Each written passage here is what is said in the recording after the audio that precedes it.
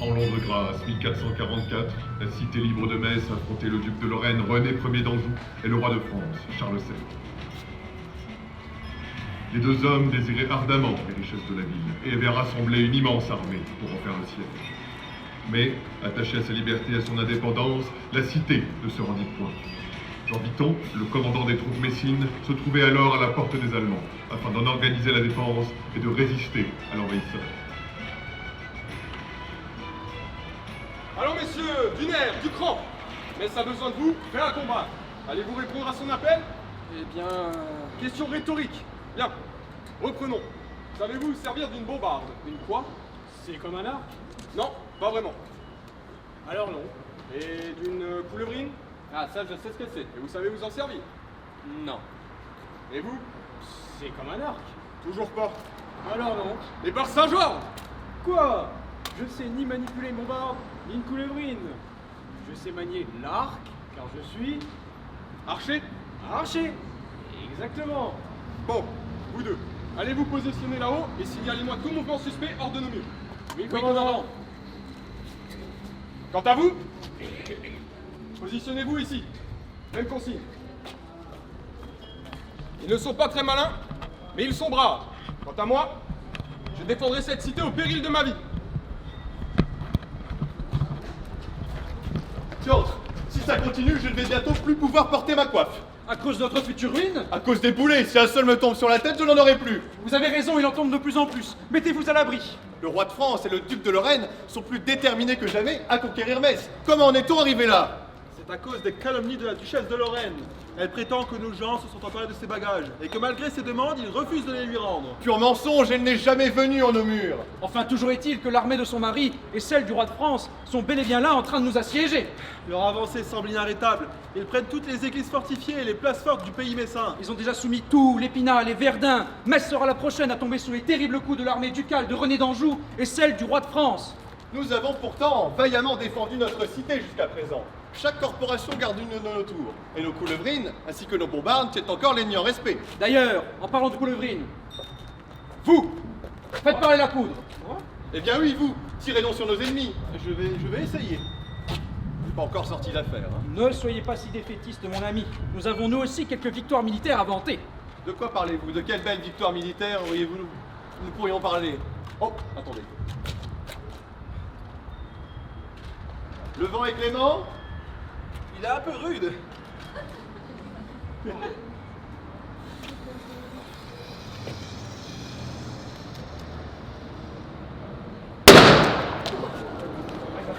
Qu'avez-vous touché? La seille. Persévérez. Et vous, de quoi me parliez-vous? De quelle belle victoire militaire pourrions-nous bien nous vanter? Eh bien, figurez-vous, mon ami, que nous avons repris Henry, Neuchâtel et même la maison forte de Crépy. Nous sommes même allés jusqu'à libérer Voipy des terribles écorcheurs de Charles VII. Il dit vrai, et ceci grâce à l'intransigeance de l'homme qui commande nos forces. Un grand stratège qui assurément nous donnera la victoire. Jean Viton sauvera Metz. Si Dieu, Messieurs, n'ayez crainte. Nous vaincrons. si Dieu le veut, Viton, si Dieu le veut. Balivert, peuple de Metz, êtes-vous avec moi? Oui. J'ai rien entendu. Oui. Voilà ce que j'aime entendre. Les messins ne connaissent pas la peur. Bien dit, soldats. À la brèche. Et vous deux là-haut, surveillez la porte. Défendez-la au péril de vos vies. Quel homme, hein? Oh oui, comme vous dites. Enfin, jusqu'ici, tout allait pour le mieux. Ah bah c'est sûr que pour nous, les riches, tout va pour le mieux. Après pour vous, les pauvres. Nous n'avons jamais autant profité de notre fortune que ces dernières années.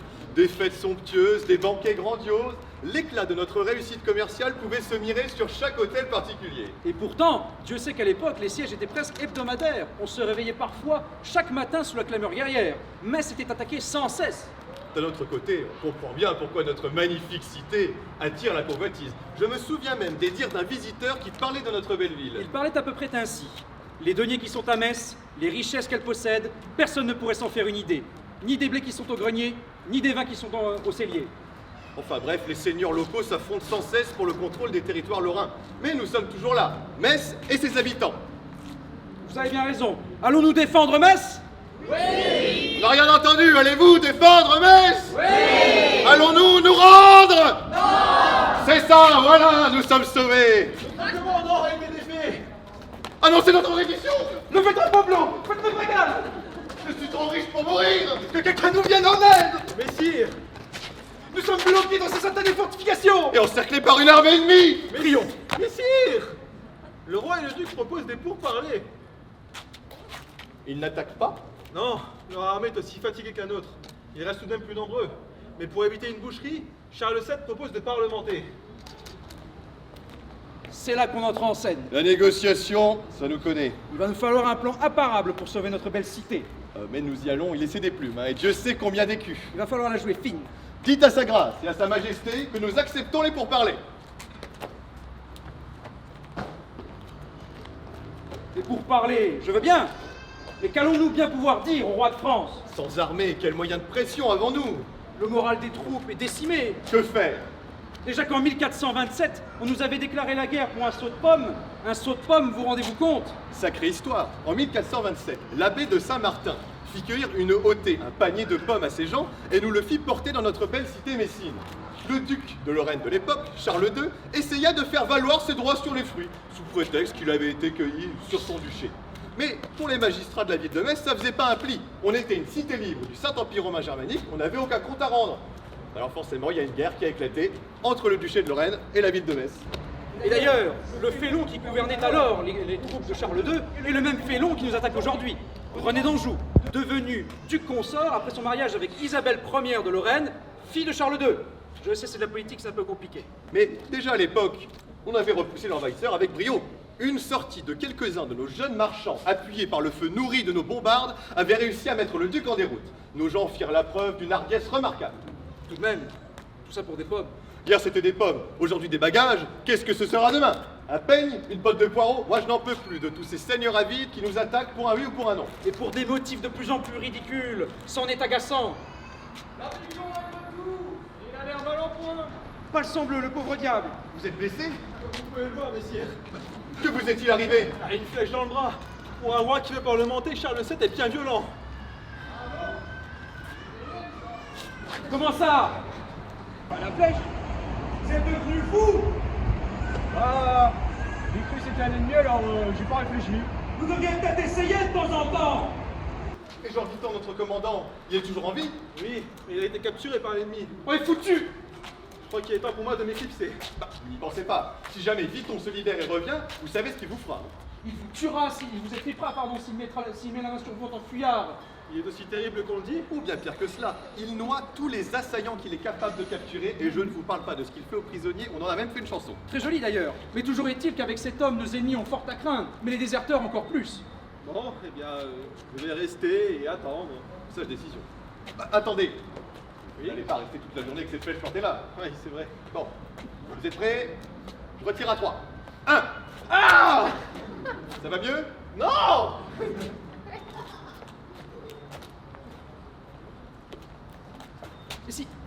Et sinon, vous le connaissez, vous, le roi de France? Oh non, pas Mais personnellement. non, pas comme ça, je veux dire, qu'est-ce que vous savez de Charles VII? Ah, mais pas grand-chose, juste cette sombre histoire, vous savez, à propos d'une jeune femme en armure guidée par la voix du Seigneur qui l'aurait aidé à bouter les Anglais de France. Elle viendrait du coin, d'après ce qu'on dit. Oui, ça me dit quelque chose, la petite bergère. Voilà, Celle partie avec Jean de Metz. voilà, Jeanne d'Arc. exactement. Ah, c'est fou, le monde est petit. Hein.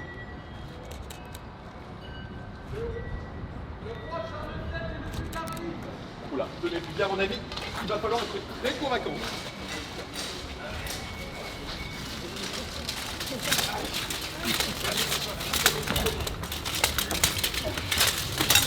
Le roi Charles VII, saluez sa majesté.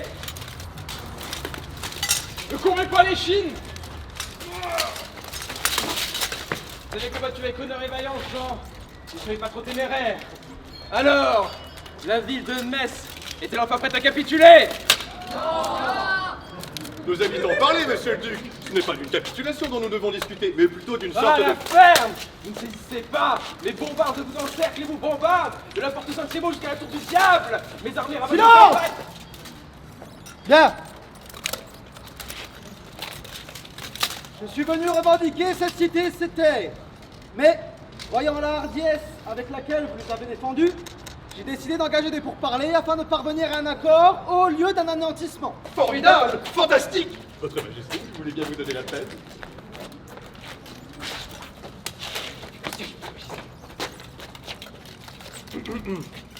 Majesté, je me nomme Hugues, du Roc de Nuit.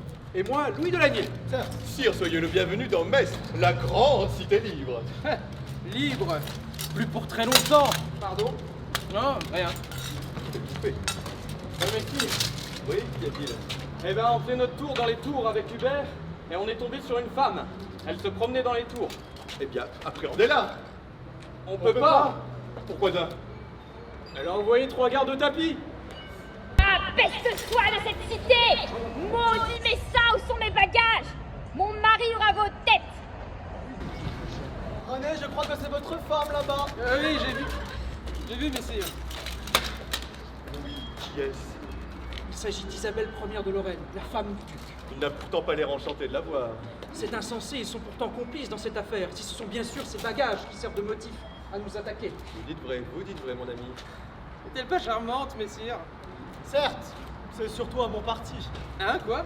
Non, je n'ai rien dit, René. René! Mais où il est encore? Je suis là, mamie. Ah. Pas de photo? Bon, venez là. Bon, j'ai fait comme on avait convenu, j'ai dit qu'on avait volé mes bagages afin que le roi et vous puissiez attaquer la ville, mon cher époux. Oui, mamie, mais mes dettes sont à 2 droites entièrement effacées. Bien joué, ça c'est mon mari. Oh. Oui, mamie, je retourne. Très bien. Moi je vais me promener, ces histoires de négociations, c'est à mourir d'ennui.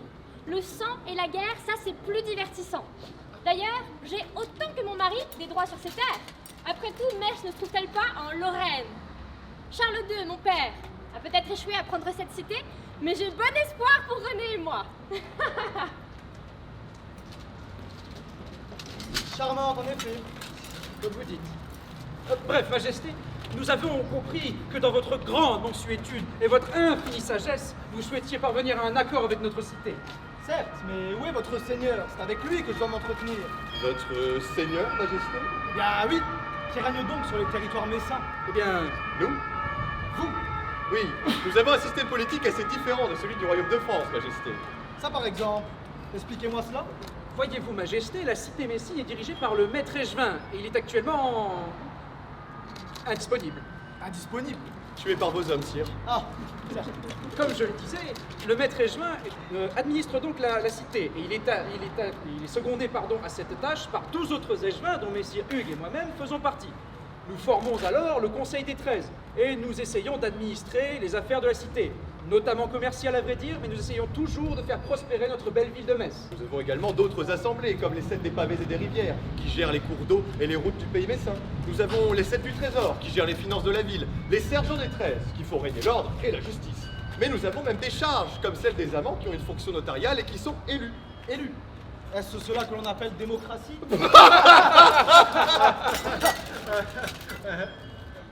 Pardon. Non, sire, vous n'y êtes pas. Le peuple n'a pas son mot à dire. Et puis, toutes les hautes charges sont tenues par des membres des parèges. Et pareil. Ce sont les groupements des familles patriciennes les plus anciennes de Metz. On raconte qu'au temps où la ville s'appelait Thivaudoro, l'un des lieutenants de Jules César nomma des familles pour l'administrer. Les parèges seraient donc les descendants de ces anciens lignages. Vraiment. On ne peut pas vraiment aller vérifier, mais c'est ce qu'ils disent. Or donc, faites-vous même partie de ces illustres lignées? Hélas, Majesté, nous faisons partie du commun, un 6e parège créé pour les familles nouvellement arrivées. Vous savez, dans une ville où les marchands font la loi, la noblesse vient de la quantité. Prestige. D'or. Je pense. Or donc, sire, maintenant que vous êtes familiarisé avec les us et coutumes de notre cité, pouvons-nous commencer à parler de notre accord? Un accord? Ils essaient d'entourlouper le roi. Nous essayons de bâtir une paix durable et sincère avec le royaume de France, Majesté. Méfiez-vous, sire. Ces échevins sont des vautours. René, vous prenez toujours tout trop à cœur. Oui. Comme vous dites. Bien. Que diriez-vous en échange de la... Qu'aimeriez-vous en échange de la fin des hostilités, Majesté? Qu'aimerions-nous, mon cher duc? La régence de la ville de Metz. Certes. Oh, ça me va. Aussi. Pardon?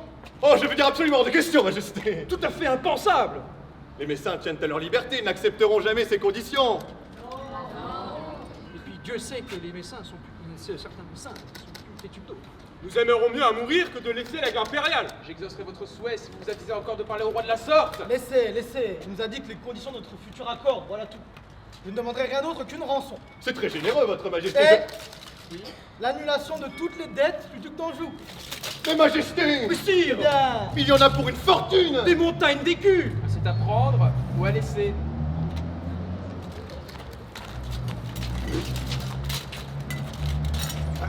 Qu'avons-nous faire? Leurs demandes sont bien trop importantes. On ne peut pas se délester d'une telle somme. Peut-être devrions-nous nous reposer sur la chance. Vous êtes fou? Vous êtes ivre? Pas pour l'instant. Écoutez, Sa Majesté semble s'ennuyer ferme. Proposez un jeu au roi. Si la ville de Metz gagne, nous pourrions peut-être négocier le montant de la rançon à la baisse. Ça pourrait marcher. Attendez! Quel jeu pourrions-nous bien proposer à un roi de France? Je n'en sais rien, une partie d'échecs ou de jeux de paume. C'est vous qui décidez, c'est vous, les élus.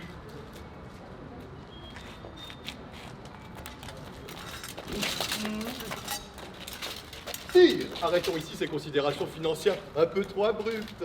Que diriez-vous de traiter de façon un peu plus amusante? Avec un jeu, par exemple, plaît-il?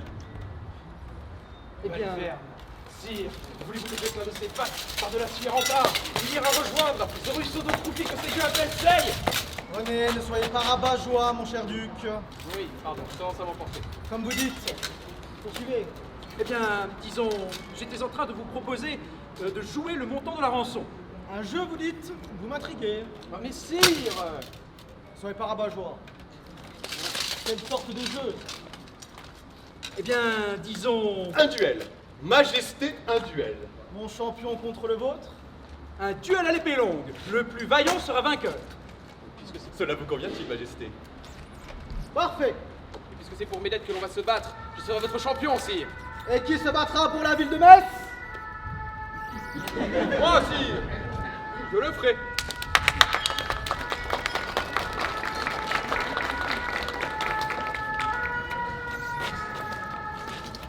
Vous, les chevins prépondérants, venez m'aider à mettre mon armure.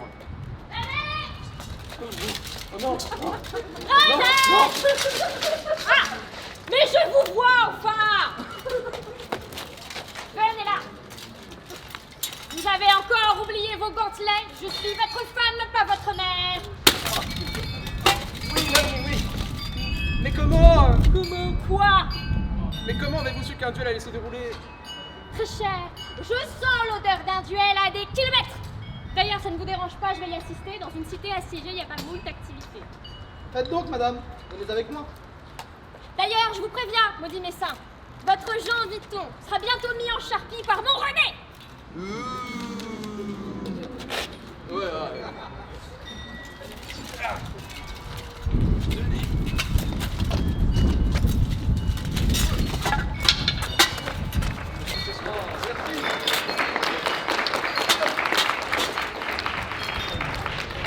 J'espère que vous combattez aussi bien que vous êtes séduisant, Jean Vuitton.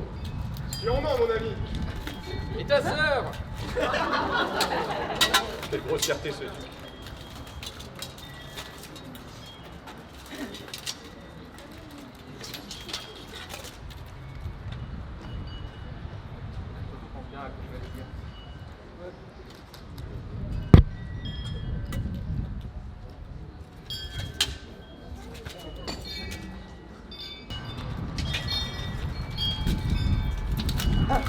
Ça, une épée! Amenez-moi mon épée! Que c'est que voici à quoi ressemble une vraie lame!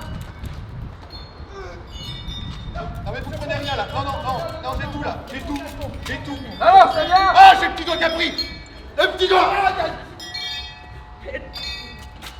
Messin, nous aurions besoin de 3 personnes très fortes pour nous aider à porter l'épée du duc. Qui sera assez courageux pour nous aider? Pas un doigt, pas un nom. Allons, courage. Venez, accourez. Allez-y.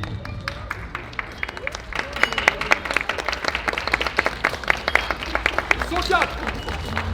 À 4, on n'entendait pas tant. C'est bien, ils sont jeunes. Chacun qui veut éviter que quelqu'un sur la pointe. Voilà. On peut les applaudir.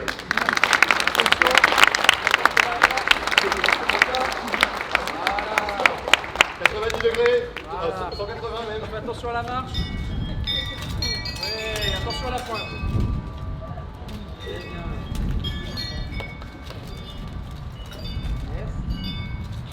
On peut encore les applaudir. Les duellistes sont prêts, Majesté. Le destin et la rançon de Metz se jouent maintenant, sous le regard de son bon peuple.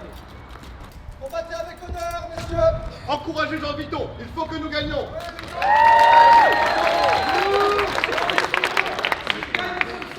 Viton, Viton, Viton, Viton, Viton, Viton, Viton. Que le duel commence.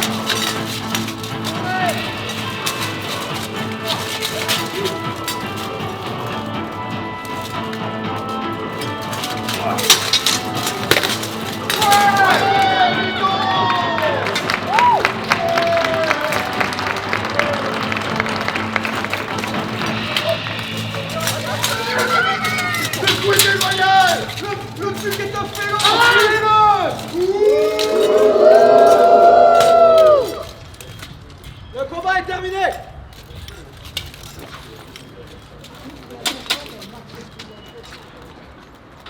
Les Messins m'ont prouvé leur bravoure. Oh, Dieu soit loué. Hosanna!